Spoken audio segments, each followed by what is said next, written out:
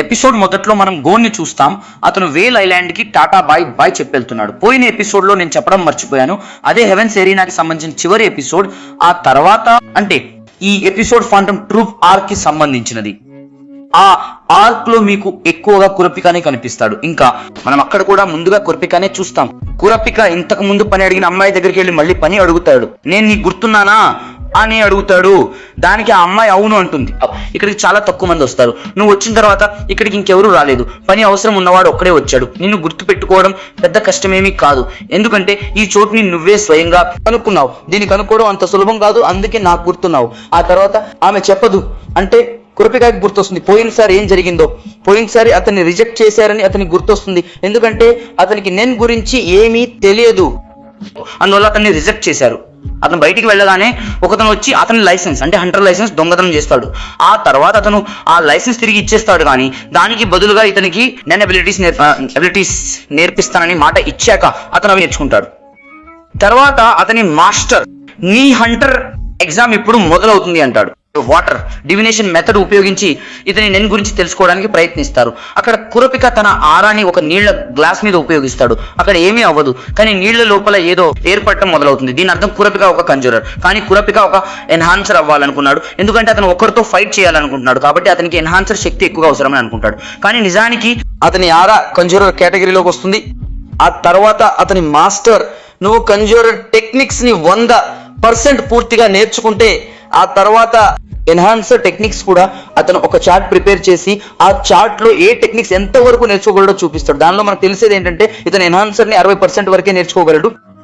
Transmitter కి 80 మరియు emitter కి 40%, దాంతో పాటు ఇంకోటి 40. ఇంకా స్పెషల్ కేటగిరీలో 0. ఆ తర్వాత కురపిక స్పెషలిస్ట్ లో 0% ఎందుకు అని అడుగుతాడు.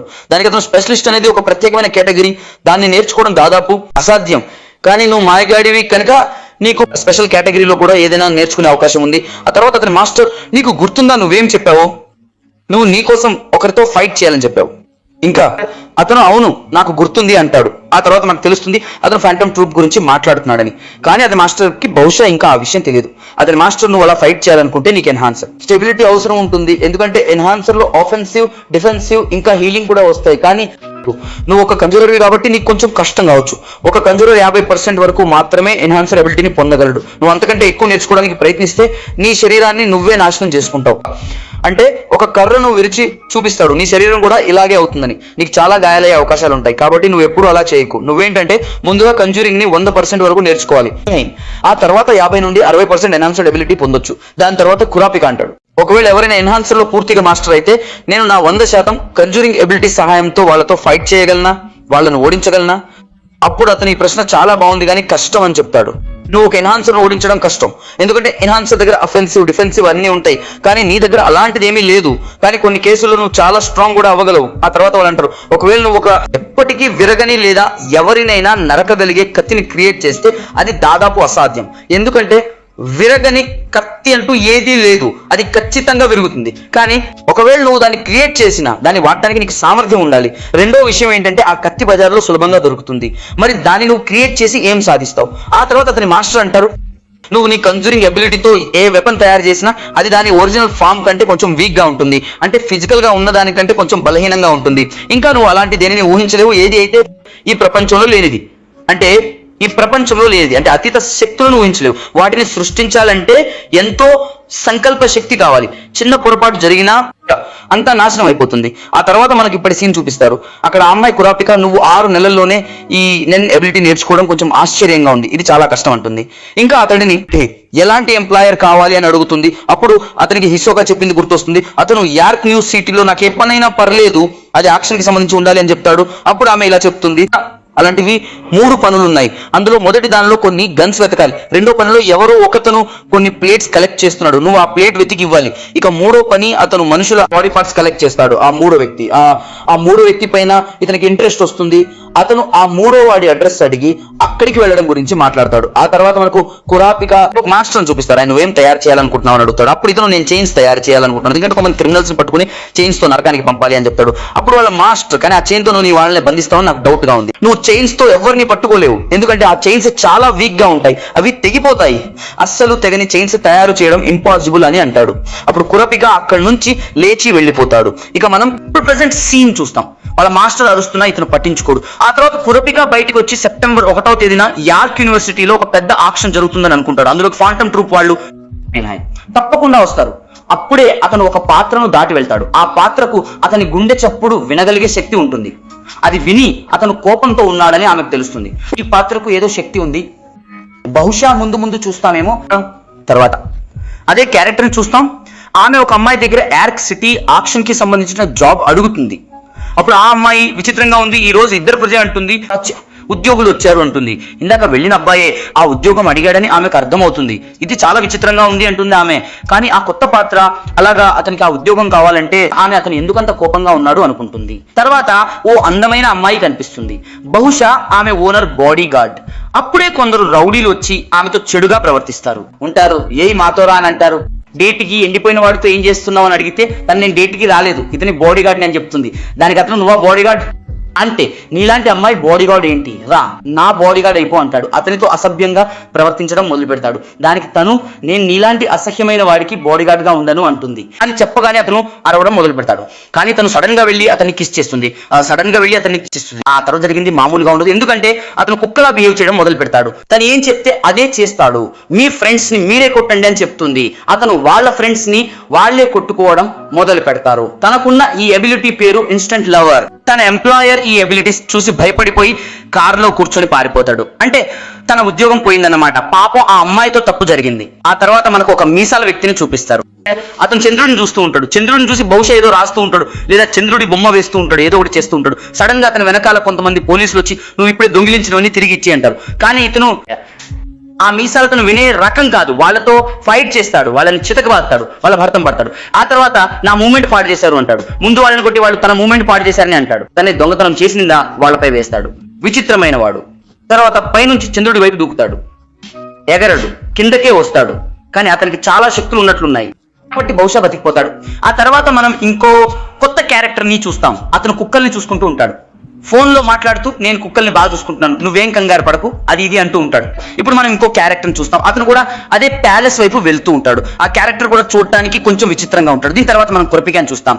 అతను కూడా అదే ప్యాలెస్ వైపు వెళ్తూ ఉంటాడు. అక్కడికి వెళ్ళిన తర్వాత తన పేరు చెప్తాడు. నా పేరు కురపిక, నన్ను ఎంప్లాయర్ ఏజెన్సీ పంపింది అంటాడు. ఆ తర్వాత డోర్ తెరుచుకుంటుంది. అతను నేరుగా లోపలికి వెళ్తాడు. కుక్కలు మొరుగుతూ ఉంటాయి, కానీ కుక్కల పని మొరగడమే కదా, వాటిని మొరగనిచ్చి అతను నేరుగా లోపలికి వెళ్ళిపోతాడు. ఆ తర్వాత మనం ఒక ముసలాయనని చూస్తాం. అతను కురపికని లోపలికి తీసుకెళ్తాడు. అతన్ని ఒక రూమ్ లోకి తీసుకెళ్తాడు. అక్కడ ఇతని ఇంటర్వ్యూ జరగాల్సి ఉంది. ఆ రూమ్ లోపల మనం వాళ్ళందరినీ చూస్తాం. మనం ఇందాక ఎవరి గురించి అయితే మాట్లాడుకున్నామో ఏ క్యారెక్టర్ ఏంటి అని వాళ్ళందరినీ చూస్తాం. అంటే అందరూ కలిసి ఇక్కడ ఒకే ఇంటర్వ్యూ ఇవ్వడానికి వచ్చారనమాట. ఆ తర్వాత ఒక టీవీ ఆన్ అవ్వడం చూస్తాం. దానిలోంచి ఒక వ్యక్తి మీ దగ్గర లైసెన్స్ ఉందా లేదా అన్నది మాకు అనవసరం అని చెప్తాడు. ఒక నెలలో వేలం మొదలవబోతోంది. మేము కొన్ని ఐటమ్స్ లిస్ట్ తయారు చేశాం. ఆ లిస్ట్ ని మీరు మాకు తెచ్చి ఇవ్వగలిగితే మీరు క్వాలిఫై అవుతారు, మీకు ఈ జాబ్ వస్తుంది అంటాడు. ఆ తర్వాత ఆ ముసలైన వీళ్ళకి కొన్ని డివైసెస్ ఇస్తాడు. అవి బహుశా మొబైల్ లాగే ఉంటాయి. దానిలో వీళ్ళు ఏ ఐటమ్స్ తీసుకురావాలో ఆ లిస్ట్ ఉంటుంది. ఆ తర్వాత మనకు లిస్ట్ చూపిస్తారు. దానిలో యాక్ట్రెస్ సారా జుట్టు తీసుకురమ్మని ఉంటుంది. ఒక మమ్మీ కుడి చేయి తీసుకురమ్మని చెప్తారు. ఇక్యోసిస్ అనే ఒక పేషెంట్ ఉంటాడు, అతని చర్మం తీసుకురమ్మని చెప్తారు. ఒక క్రీచర్ కి ఒక కొమ్ము ఉంటుంది, ఆ కొమ్ము తీసుకురమ్మని చెప్తారు. అంటే పుర్రె తీసుకురమ్మని చెప్తారు. చివరిగా కుర్తా క్లాన్ కళ్ళు కూడా తీసుకురమ్మని చెప్తారు. आके आंखों ने उसके आँख होने लगा सा, आंखें आंखा में नीचे आके फूला गाकर घबरा सा, विखिना आँखों छोने त्रिदी आगे दे रिचत వాట్ ఈజ్ ఇట్ ఏంటది? ఓకే, అయితే అతనికి ఏదో ఒకటి అనిపిస్తుంది. అందుకే ఆ మీసాలతను అదే ఆ గడ్డం అతను ఇతని దగ్గరకు వచ్చి ఇవి కుర్తా క్లాన్ కలు కదా అని చెప్తాడు. నేను విన్నాను వీళ్ళు ఎక్సైట్ అయినప్పుడు వాళ్ళ కళ్ళు ఎర్రగా మారిపోతాయని. ఆ తర్వాత అతని దగ్గర నుండి ఆ డివైస్ ని లాక్కుంటాడు. మొత్తం పిక్ తన డివైస్ ని లాక్కుంటాడు. ఆ తర్వాత ఇంటర్వ్యూ చెప్తాడు, మీరు ఈ ఆరింటిలోంచి ఏదో ఒక ఐటమ్ ని తీసుకురావాలి. ఎవరైతే ఆ ఐటమ్ ని తీసుకొస్తారో వాళ్ళు పాస్ అవుతారు, వాళ్ళని మేము హైర్ చేసుకుంటాం. ఆ తర్వాత కురపిక తన మనసులో అనుకుంటాడు, నాకు తెలుసు మనం టీవీలో చూస్తున్న ఈ వ్యక్తి అసలైన ఎంప్లాయర్ కాదు, అసలైన ఎంప్లాయర్ వేరే ఎవరో ఉన్నారు. నేను ఎలాగైనా అతని నమ్మకాన్ని గెలుచుకోవాలి, ఎలాగైనా అతని దగ్గరికి వెళ్ళాలి, అతనితో పాటు ఇంకా ఎవరెవరు కలిశారో తెలుసుకోవాలి. ఈ బాడీ పార్ట్స్ కలెక్ట్ చేసేవాళ్ళు. అప్పుడే కుర్తా క్లాన్ సర్వనాశనానికి ఎవరు కారణమో, ఫాంటమ్ ట్రూప్స్ కి అసలు ఎవరు చెప్పారో తెలుసుకోగలను. కుర్తా క్లాన్ ను చంపి అందరినీ ఒకేసారి అంతం చేయాలని మనసులో ప్లాన్ వేస్తాడు. అతని పక్కనున్న వ్యక్తికి ఇతని హార్ట్ బీట్ విని ఏదో ఆలోచిస్తున్నాడని అర్థమవుతుంది. కానీ సరిగ్గా ఏం ఆలోచిస్తున్నాడో ఆమె చెప్పలేదు. తర్వాత గడ్డం ఉన్న తను ఈ డోర్ అస్సలు తెరుచుకోవట్లేదు అన్నాడు. అప్పుడు ఇంటర్వ్యూయర్, మీరు బలంగా ఉండాలి, ఆ డోర్ తెరిస్తేనే వెళ్ళగలరు, లేదంటే ఇక్కడే ఉండిపోతారు అన్నాడు. చచ్చిపోతారు. ఆ తర్వాత మనం చూస్తాం గోడలు పగలగొట్టుకుని కొంతమంది బయటికి వస్తారు. వాళ్ళ దగ్గర ఒక్కో కత్తి ఉంటుంది. అందరూ వీళ్ళ మీద అటాక్ చేయడానికి రెడీగా ఉంటారు. అంటే ఇప్పుడు అందరూ ఫైట్ చేయాలి, వీళ్ళతో ఫైట్ చేయాలి. ఒకవేళ ఈ ఫైట్ లో ఓడిపోతే ప్రాణాలు కూడా పోతాయి, గెలిస్తే బయటికి వెళ్తారు, ఆ వస్తువుని వెతుకుతారు. ఆ తర్వాతే వాళ్ళకి ఏదైనా జరగవచ్చు. మనం కురాపికాని చూస్తాం, అతను తన చేయిని కదుపుతూ ఉంటాడు, అతను ఫైట్ కి రెడీ అవుతూ ఉంటాడు. దీంతో ఈ ఎపిసోడ్ ఇక్కడితో అయిపోతుంది. మొదట్లో కురాపిక ఇంకా తనతో పాటు ఇంటర్వ్యూకి వచ్చిన వాళ్ళ మీద దాడి జరుగుతుంది. కొంతమంది రౌడీలు కత్తులు తుపాకులతో వాళ్ళ మీద అటాక్ చేస్తారు. కురాపిక కూడా వాళ్ళతో ఫైట్ చేయడానికి బుల్లెట్లు కాలుస్తున్నప్పుడు కొంతమంది టేబుల్ ని అడ్డంగా పెట్టుకుని ప్రొటెక్షన్ తీసుకుంటారు. కానీ అది సరిపోదు. ఇంతలో ఆ అమ్మాయి చాలా ఘటికురాలు. ఆమె ఆ ముసలాయన్ని కిస్ చేస్తుంది. ఆమె అతన్ని ప్రేమికుడిగా మార్చడంతో ఆ ముసలాయన చనిపోతాడు. ఇంకా కురాపిక తన చైన్ ఉపయోగించి బుల్లెట్లన్నింటినీ డాడ్జ్ చేస్తాడు. డాడ్జ్ చేయడం కాదు, వాటిని తన చైన్లో ఇరికించేస్తాడు. అది చూసి అందరూ ఆశ్చర్యపోతారు. ఎందుకంటే చైన్ సహాయంతో బుల్లెట్లను ఆపడం అంత సులభమైన పని కాదు. ఆ తర్వాత ఒకడు కురాపిక మీద కత్తితో దాడి చేయడానికి ప్రయత్నిస్తాడు. కానీ కురాపిక అతన్ని డాడ్జ్ చేసి పైకి వెళ్ళిపోతాడు. పైకి వెళ్ళినప్పుడు అతనికి ఆశ్చర్యం కలిగించే విషయం ఒకటి కనిపిస్తుంది. పైనుంచి కురాపిక గమనిస్తాడు. 6 దగ్గర కత్తులు, 3 దగ్గర తుపాకులు ఉన్నాయని. అప్పుడే అతని వెనక నుంచి కత్తులు పట్టుకున్న 2 వ్యక్తులు వస్తారు. వాళ్ళు అతన్ని చంపడానికి ప్రయత్నిస్తారు. కానీ అతను వాళ్ళందరినీ డాడ్జ్ చేస్తాడు. అతను నేరుగా ఆ లైట్ మీదకి ఎక్కేస్తాడు. ఆ తర్వాత అతను చూస్తాడు, వాళ్ళిద్దరూ అంటే దగ్గరికి వచ్చి ఫైట్ చేయట్లేదు, ఉన్న చోటు నుంచే కత్తి తిప్పుతున్నారు, కానీ దగ్గరకు వచ్చి అస్సలు ఫైట్ చేయట్లేదు. ఆ తర్వాత ఆ మీసాలతను అంటాడు, మిమ్మల్ని అందరినీ చంపడానికి నాకు నెన్ కూడా అవసరం లేదు, మీరు చాలా వీక్ అని. అతను తన చేతిని ఉపయోగించి అతనికి గట్టిగా ఒక గుద్దుతాడు. ఆ గుద్దు తగిలినప్పుడు అతనికి ఏదో అర్థం అవుతుంది. ఓ అయితే ఇదా సంగతి అని అనుకుంటాడు. ఆ తర్వాత మన కురాపికాని చూపిస్తారు. అతను ఎవరు ఎక్కడ ఫైట్ చేస్తున్నారో గమనిస్తూ ఉంటాడు. అకస్మాత్తుగా అతనికి ఏదో అర్థం అవుతుంది. అతను వెంటనే జంప్ చేసి వాళ్ళలో ఒకటి దగ్గరికి వెళ్ళి అతను గొంతు మీద కత్తి పెట్టి వీళ్ళందరినీ ఆపు, లేకపోతే నీ తల నరికేస్తాను అని అంటాడు. ఆ తర్వాత ఆ వ్యక్తి వాళ్ళందరినీ ఆపడానికి ఒప్పుకుంటాడు, వాళ్ళని ఆగమని ఆదేశిస్తాడు. అప్పుడు మనకు తెలుస్తుంది వీళ్ళు మనుషులు కాదు. అప్పుడే ఆ అమ్మాయి తనతో ఉన్న ఇంకో క్యారెక్టర్ అంటారు. ఇక్కడ ఏం జరుగుతుంది?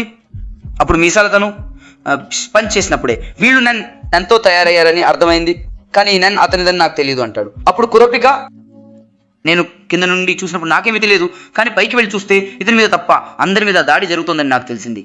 దాంతోపాటు అకస్మాత్తుగా నా వెనుక 2 వచ్చి నా మీద దాడి చేయబోయినప్పుడు నేను ఆశ్చర్యపోయాను, ఎందుకంటే అక్కడ ఎవరూ నాకు కనిపించలేదు.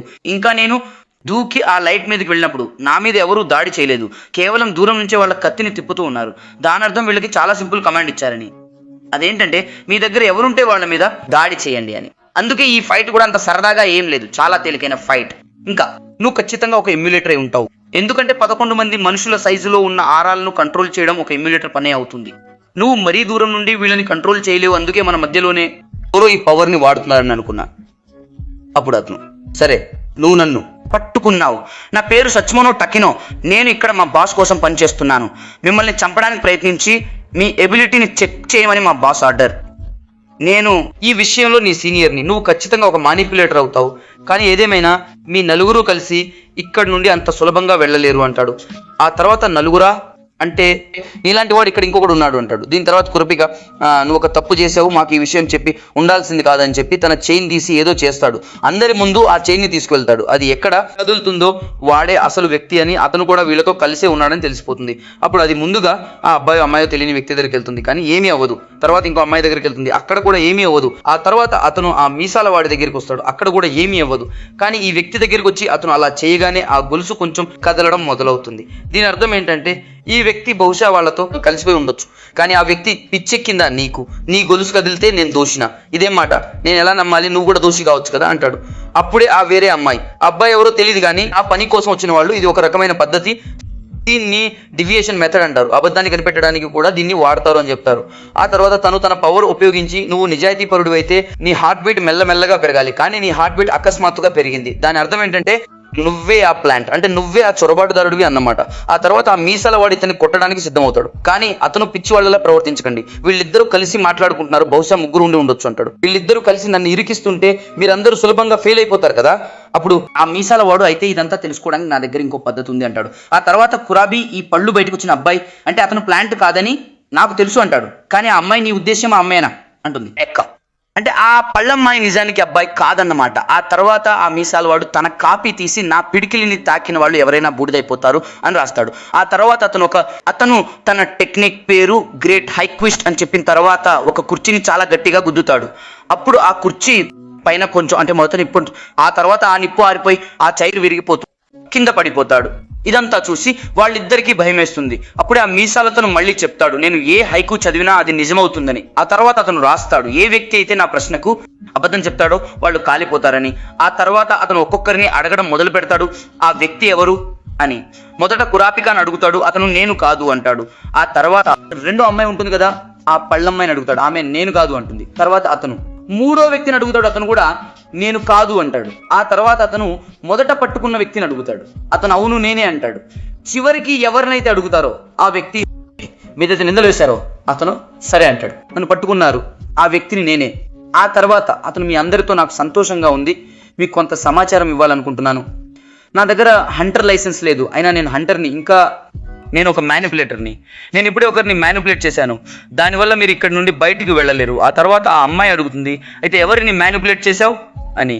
దానికి అతను పిచ్చి దానా, నేను నీకు చెప్తే ఇది టెస్ట్ ఎలా అవుతుంది అంటాడు. అప్పుడు ఆ అమ్మాయి అతని దగ్గరకు వచ్చి కిస్ చేస్తుంది. దాంతో అతను ఇన్స్టంట్ లవర్ అయిపోతాడు. ఇన్స్టంట్ లవర్ కంటే కుక్కలాగా ఎక్కువ అయిపోతాడు. ఆ తర్వాత ఆ అమ్మాయి ఎవరికి ఏం కమాండ్ ఇచ్చావు చెప్పు అని అడుగుతుంది. ఆమె పవర్ చూసి అందరూ ఆశ్చర్యపోతారు, ఎందుకంటే ఒకే కిస్తో రహస్యాలన్నీ చెప్పించగలదు. అమ్మాయి అయితే అది చాలా ప్రమాదకరం. ఆ తర్వాత అబ్బాయి చెప్తాడు, నేను కొన్ని కుక్కలు కమాండ్ ఇచ్చాను, మీరు కనిపించగానే మిమ్మల్ని చంపి తినేయమని, అంటే పచ్చిగానే తినేస్తాయని. ఇదంతా టీం వర్క్ లో చేస్తాయి. కొన్ని మిమ్మల్ని ఆపడానికి ప్రయత్నిస్తాయి, కొన్ని స్లో డౌన్ చేస్తాయి, కొన్ని కరుస్తాయి, కొన్ని నమిలేస్తాయి. ఆ తర్వాత ఆ అమ్మాయి తన కమాండ్ ని వెనక్కి తీసుకోమని చెప్తుంది. అతను ఇన్స్టంట్ లవర్ కుక్కలా అయిపోయాడు కాబట్టి తన కమాండ్ ని వెనక్కి తీసుకుంటాడు. దీనివల్ల వాళ్ళు ఇప్పుడు సులభంగా ఆ మాన్షన్ ని వదిలి వెళ్ళిపోవచ్చు. ఆ తర్వాత వాళ్ళు మాన్షన్ నుండి బయటకు వస్తున్నప్పుడు ఆ మీసాలతను ఆ అమ్మాయితో నువ్వు అతన్ని కుక్కను చేసేసావా అని అడుగుతాడు. దానికి ఆమె అలా అనకండి అంటుంది. అబ్బాయిని మా కుక్కగా మార్చాల్సి వస్తే నేను అలా సులభంగా మార్చేయగలను, కానీ నేను నా పని మాత్రమే వేస్తున్నాను. అప్పుడు వాళ్ళు నీ పేరేంటి అని అడిగారు. నా పేరు బాట్షో, అది మీరు చూసినట్టుగా నేను ఒక కంజూరర్ని. అప్పుడు ఆమె తన పేరు బేస్ అని చెప్తుంది. ఆ తర్వాత బాసో ఆ రెండో అమ్మాయిని నువ్వు హార్ట్ బీట్ వినగలవు కదా అని అడుగుతాడు. అప్పుడు ఆమె అవును, నీకు చాలా తొందరగా తెలిసిపోతుందని చెప్తుంది. ఆ తర్వాత ఆ అమ్మాయి కురాపికాని నీ పేరేంటి, నువ్వెవరు అని అడుగుతుంది. అందుకే అతను నేను నీకు నా పేరు ఎందుకు చెప్పాలి, నువ్వెవరో నాకు తెలియదు, నేను ఎవరో నీకు తెలియదు, మనం కలిసి ఎక్కువ సేపు కూడా అవ్వలేదు కాబట్టి నీకు పేరు చెప్పడం అవసరమని నేను అనుకోవట్లేదు అంటాడు. ఆ తర్వాత వైశ్య మనం అందరం కలిసి ఇక్కడ నుండి ఈ మాన్షన్ నుండి బయటికి వెళ్తున్నప్పటికీ ముందు మనందరికీ ఈ జాబ్ కావాలంటే మనకు ఆ ఆర్టిఫాక్ట్స్ కావాలి, దానికోసం మనం ఒకరితో ఒకరు పోరాడాల్సి కూడా రావచ్చు. ఆ తర్వాత మనం టీవీలో ఇంటర్వ్యూ తీసుకుంటున్నప్పుడు చూసిన వ్యక్తి కనిపిస్తాడు. అతను కిటికీలోంచి ఈ ముగ్గురు మీద కాదు నలుగురు మీద ఒక కన్నేసి ఉంచి ఈ గ్రూప్ గురించి మీరేమంటారు అని అడుగుతాడు. అప్పుడు వీళ్ళు కొంచెం ప్రామిసింగ్ గా కనిపిస్తున్నారు, కనీసం ఈ వ్యక్తి కంటే బెటర్ అంటారు. ఆ తర్వాత వాళ్ళు స్క్వాలా నువ్వు టెన్షన్ పడాల్సిన అవసరం లేదు, నీ మీద నాకు నమ్మకం ఉంది, నువ్వు చేయగలవు అంటారు. అప్పుడు మనకు తెలుస్తుంది ఏంటంటే నేను మీకు అతని పేరు చెప్పలేదు అనుకుంటా, అతని పేరు స్క్వాలా. పళ్ళు బయటకు వచ్చిన అమ్మాయి పేరు మెలోడీ. బహుశా ఈ ఎపిసోడ్ లో ఇది లేదు, కానీ ముందు ముందు తెలుసుకుంటాం. ఆ తర్వాత మనం కురాపికాని చూస్తాం. అతను అడవిలో ఒంటరిగా నడుస్తూ ఎలాగైనా ఆ ఆర్టిఫాక్ట్స్ ని సంపాదించాలి, అప్పుడే ఈ జాబ్ వస్తుంది, ఫ్యాంటమ్ ట్రూప్ తో గొడవ పెట్టుకోగలను అని ఆలోచిస్తుంటాడు. వాళ్ళు నా వంశాన్ని నాశనం చేశారు, కేవలం కళ్ళ కోసం వాళ్ళని బతికుండగానే చంపేశారు, నేను వాళ్ళని వదిలిపెట్టను, అందుకే నాకు ఈ జాబ్ ఎలాగైనా కావాలి. ఆ తర్వాత నేను ఫ్యాంటమ్ ట్రూప్స్ సంగతి చూస్తాను. ఆ తర్వాత సీన్ షిఫ్ట్ అవుతుంది. మనం కిల్వా వాళ్ళ అన్నయ్య పిగ్గిని చూస్తాం. అతను కంప్యూటర్లో ఏదో సెర్చ్ చేస్తూ ఉంటాడు. నిజానికి అతను హంటర్ వెబ్సైట్ ఉంది కదా, దాని URL కోసం వెతుకుతూ ఉంటాడు. ఎందుకంటే ఒక డీల్ జరిగింది, అదేంటంటే ఇతను హంటర్ URL వాళ్ళకి ఇస్తే వాళ్ళు గ్రిడ్ ఐలాండ్ కాపీని ఇతనికి ఇస్తారు, అంటే ఆ మెమరీ కార్డు ఉంది కదా అది అతనికి ఇస్తారు. అందుకే అతను వెతుకుతున్నాడు. అది దొరకగానే ఒక పక్షి దగ్గరికి వెళ్ళి దాని కాళ్ళకి ఆ URL కట్టి దాన్ని నేరుగా కిల్వా వైపు పంపిస్తాడు. ఆ తర్వాత మనం గోన్ కిల్వాను చూస్తాం. వాళ్ళు ఆర్క్ దగ్గరికి చేరుకుని ఉంటారు. ఆ ఆర్క్ న్యూస్ సిటీ దగ్గరికి చేరుకుంటూ ఉంటారు. అప్పుడు గోన్ నేను చాలా సంతోషంగా ఉన్నాను, చాలా రోజుల తర్వాత లియోరియో కురాపికాని కలవబోతున్నాను అంటాడు. అప్పుడే కిల్లువా దానికి ఇంకా 2 వారాల టైం ఉంది, నువ్వు మరీ ఎక్కువగా ఎగిరి పడుతున్నావు అంటాడు. అప్పుడు గోన్ నేను వాళ్ళని కలిసి 6 నెలలు అయింది అంటాడు. ఇంకా కిల్లువా అంటాడు, అవును నేను కూడా కలిసి 6 నెలలు అయింది, నేను వాళ్ళని మళ్ళీ కలుస్తానని అస్సలు అనుకోలేదు, మనమందరం సెప్టెంబర్ 1వ తేదీన తప్పకుండా కలుస్తాం. ఆ తర్వాత అతను అప్పటిదాకా మనం ఇక్కడికి వెళ్ళి గ్రిడ్ ఐలాండ్ గురించి మొత్తం ఇన్ఫర్మేషన్ తెలుసుకుందాం. మనకి ఇన్ఫర్మేషన్ దొరకగానే ఎలాగైనా ఆ గేమ్లోకి వెళ్ళగలిగితే మీ నాన్నగారు ఎక్కడున్నారో తెలుస్తుంది. ఆ తర్వాత మనం చూస్తాం పిగ్గి పంపిన పక్షి కిల్లువా దగ్గరికి చేరుకుంటుంది. వీళ్ళకి హంటర్ URL దొరుకుతుంది, హంటర్ వెబ్సైట్ URL దొరుకుతుంది. ఆ తర్వాత వీళ్ళకి ఆగేలా లేరు, కానీ మనం ఆగాలి, ఎందుకంటే ఈ ఎపిసోడ్ ఇక్కడతో అయిపోయింది. సో ఫ్రెండ్స్, ఈ వీడియోలో మీకు ఏది నచ్చినా ఎంజాయ్ చేసిన వీడియోని లైక్ చేయండి, కామెంట్ చేసి మీ ఫేవరెట్ పార్ట్ ఏంటో చెప్పండి, మీ ఫ్రెండ్స్తో కూడా షేర్ చేయండి, ఛానల్కి సబ్స్క్రైబ్ చేసి బెల్ ఐకాన్ని ఆన్లో పెట్టుకోండి.